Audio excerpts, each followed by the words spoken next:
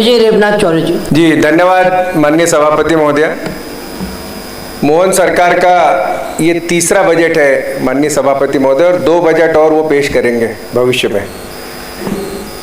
सन 2024-25 में बजट था 3,65,000 करोड़, 25-26 का बजट था 4,21,000 करोड़, 15% की वृद्धि थी माननीय सभापति महोदय। और अभी जो बजट प्रस्तुत हुआ 4,21,000 के बाद अब इस बार जो बजट पेश हुआ 4,38,000, केवल 4% बढ़ोतरी। कभी भी बजट बढ़ता है, 15% पिछले बार आपने बढ़ाया था, अगर 16 भी कर देते तो हमको लगता कि नहीं, ये बजट बातों के बताशे वाला बजट नहीं है और सपाचट नहीं है। मैं कहना चाह रहा हूं माननीय सभापति महोदय कि आज सरकार के पास पैसा नहीं है, बजट राशि नहीं है, इसलिए ये सब परिस्थितियां बन रही, इसलिए आपने केवल 4% बजट किया है। स्वास्थ्य विभाग पे कहना चाह रहा हूं कि लगभग 22,300 करोड़ 22,300 करोड़ का बजट स्वास्थ्य विभाग के लिए हमारे स्वास्थ्य मंत्री जी ने घोषित किया है। मैं पूछना चाहता हूं, जब इतना बड़ा बजट आपने आवंटित किया है तो ये पैसा जा कहां रहा है? आज मंत्री जी ये बताने का कष्ट करें कि हमारी मेडिकल कॉलेज की बहुत सारे हमारे साथियों ने गिनती करा दी, 2003 में इतने थे, 2026 में इतने हैं। मैं पूछना चाहता हूं, मेडिकल कॉलेज की गिनती करा देने से क्या पूरी स्वास्थ्य सुविधा है और उसका इलाज हो जाता है? माननीय सभापति महोदय, 4 साल पहले छिंदवाड़ा का मेडिकल कॉलेज बनकर तैयार हुआ और परासिया में 25 बच्चों ने कफ सिरप पीने से मौत हो गई उनका इलाज उस मेडिकल कॉलेज में नहीं हुआ सभापति महोदय, उनको नागपुर ले जाना पड़ा और वहां उनकी मौतें हुई और वहां उनका इलाज हुआ प्राइवेट अस्पतालों में। मेडिकल कॉलेज की बड़ी बड़ी बातें कर रहे हैं, सुविधाएं नहीं दे रहे हैं आप कैलाश विजयवर्गीय जी उस दिन कह रहे थे, बोले हमने सारे प्राइवेट अस्पतालों में इंदौर के मरीजों को भर्ती किया। इंदौर इतना बड़ा महानगर जहां बड़े बड़े अस्पताल, मेडिकल कॉलेज, वहां सरकारी अस्पताल में आपके पास क्या मरीजों के इलाज के लिए जगह नहीं थी? क्या इलाज वहां व्यवस्था नहीं बन पाई? आपको प्राइवेट अस्पतालों में ले जाना पड़ा। आप खूब पीठ थपथपाते हो मंत्री जी अपनी कि आप कहते हो कि हमने इतने अस्पताल बनाए, उतने अस्पताल बनाए। अस्पताल आपके केवल भ्रष्टाचार के लिए बनते हैं। गांव गांव में जो 50 लाख, 60 लाख, 80 लाख की जो बिल्डिंगें बन रही, वो केवल भ्रष्टाचार की भेंट चढ़ रही है। और कई, मैं मेरे विधानसभा क्षेत्र की बात बता दूं मंत्री जी आपको कि कई गांव ऐसे हैं जिनके वीडियो में दिखा सकता हूं कि अस्पताल बन गए, बिल्डिंग बन गए, खंडर हो गए, खिड़की दरवाजे चोरी जा रहे हैं, पर उस अस्पताल में डॉक्टर और पैरामेडिकल स्टाफ नहीं है। आप पीठ थपथपाते हो अपने सरकार की। एक और चीज मैं कहना चाहता हूं, सारे लोगों को आउटसोर्स पे रखा जा रहा है। ड्राइवर की पोस्ट अस्पताल में बंद कर दी, ड्रेसर की पोस्ट बंद कर दी, दाई की पोस्ट बंद कर दी। तो सारे अस्पतालों की यह हालत है जब आपके पास में डॉक्टर नहीं, पैरामेडिकल स्टाफ नहीं, इक्विपमेंट नहीं।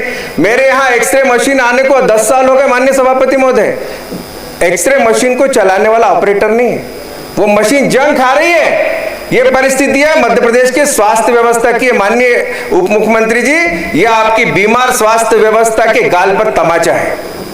मैं एक बात और कहना चाह रहा हूं कि मेरा आज प्रश्न लगा था पर वो किसी कारण से नहीं आ सका। आयुष्मान योजना की बड़ी बड़ी बातें कर रहे थे।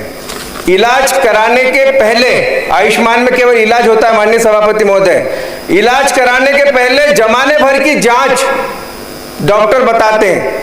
कैंसर अगर है तो उसके लिए 1 लाख रुपए की जांच बता देता है, वो अपने जेब से भरना पड़ता है। आयुष्मान का तो इलाज बाद में शुरू होता है। उसके बाद आयुष्मान का योजना के अंतर्गत मैंने एक प्रश्न लगाया था कि 5 लाख रुपए तक आप आयुष्मान की सीमा देते। कैंसर और हृदय रोग जैसी गंभीर बीमारियों में माननीय सभापति महोदय तो 8 लाख 10 लाख तक खर्च हो जाता है, और जिसके कारण आयुष्मान योजना के अंतर्गत जब मरीज वो इलाज करता है तो उसको बीच में बीमारी में अपना इलाज रोक देना पड़ता है। मैंने प्रश्न लगाया था मंत्री जी कि राजस्थान, गुजरात और दिल्ली में यहां भी डबल इंजन की भाजपा की सरकार है। यहां की सरकार ने आयुष्मान की सीमा 5 लाख से बढ़ाकर 10 लाख की है, और मध्य प्रदेश में भी डबल इंजन की बीजेपी की सरकार है। मैं पूछना चाहता हूं कि क्या आप भी यहां 5 लाख से बढ़ाकर 10 लाख रुपए करेंगे, या आप इसका जवाब जरूर आप अपने भाषण में दीजिए।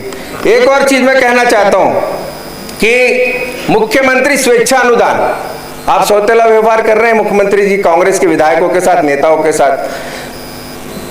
एक चीज ये बताना चाह रहा हूं कि मैंने इस पंचवर्षीय में पिछले शिवराज जी के समय मैंने दी थी तो 10-12 तो मेरे हो गए थे मुख्यमंत्री स्वेच्छानुदान पे गरीबों के इलाज। इस पंचवर्षीय में माननीय स्वास्थ्य मंत्री जी सुनिए, मैंने 22 चिट्ठियां दी है मुख्यमंत्री जी को गरीबों के इलाज के लिए। एक भी चिट्ठी उन्होंने मुख्यमंत्री राहत कोष से गरीबों के इलाज के लिए विधायक के कांग्रेस के विधायकों का काम नहीं किया। ये सौतेला व्यवहार। और मैं पूछना चाहता हूं, जब मुख्यमंत्री जी और मंत्री आप शपथ लेते हो तो कहते हो कि द्वेष, पक्षपात, भय, निडरता के साथ में बिना द्वेष के काम करूंगा। ये आपके शपथ के शब्द है। ये शपथ आपकी झूठी है या सही है? तो आप सौतेला व्यवहार कर रहे हैं। एक और चीज मैं कहना चाहता हूं, आपने मेरे प्रश्न के उत्तर में उप मुख्यमंत्री जी ने आज उत्तर दिया, उसमें लिखा कि अपनी बात पूरी 2 मिनट लूंगा माननीय सभापति जी। सबने 20-20 मिनट लिए, सबने 20-20 मिनट, सत्ता पक्ष के विधायकों ने 20-20 मिनट, मैं किसी ने नहीं 20 मिनट लिए अब तक लिए। माननीय सभापति आप संरक्षण नहीं देंगे, आप संरक्षण नहीं देगा तो कौन देगा माननीय।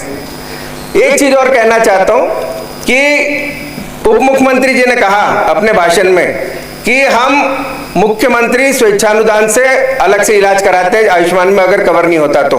मुझे बताइए, कैंसर और हार्ट अटैक के कितने सारे मरीजों का इलाज आपने करा दिया क्या आयुष्मान योजना के अलावा मुख्यमंत्री स्वेच्छानुदान से?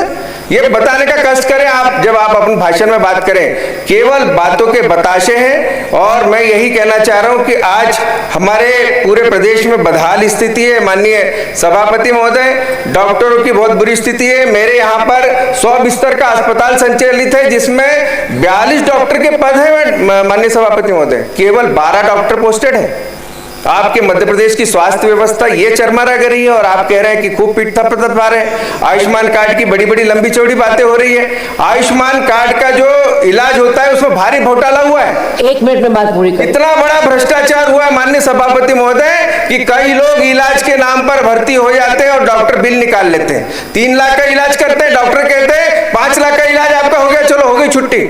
माननीय अध्यक्ष महोदय, मेरा विधानसभा क्षेत्र नागपुर से लगा हुआ है और नागपुर से सारे मरीजों को नागपुर जाना पड़ता है। एक अस्पताल केवल श्योरटेक नागपुर का, उसमें केवल आयुष्मान कार्ड चलता है। वहां के सारे अस्पताल में जैसे आयुष्मान कार्ड लेकर के जाता है मरीज, फेंक दिया जाता है माननीय सभापति महोदय। ये दुर्दशा। हम आप आयुष्मान कार्ड की बात कर रहे हैं, कहीं चल नहीं रहा आपका आयुष्मान कार्ड महाराष्ट्र के अस्पतालों में। इस पर आप कुछ मंत्री जी जवाब देंगे?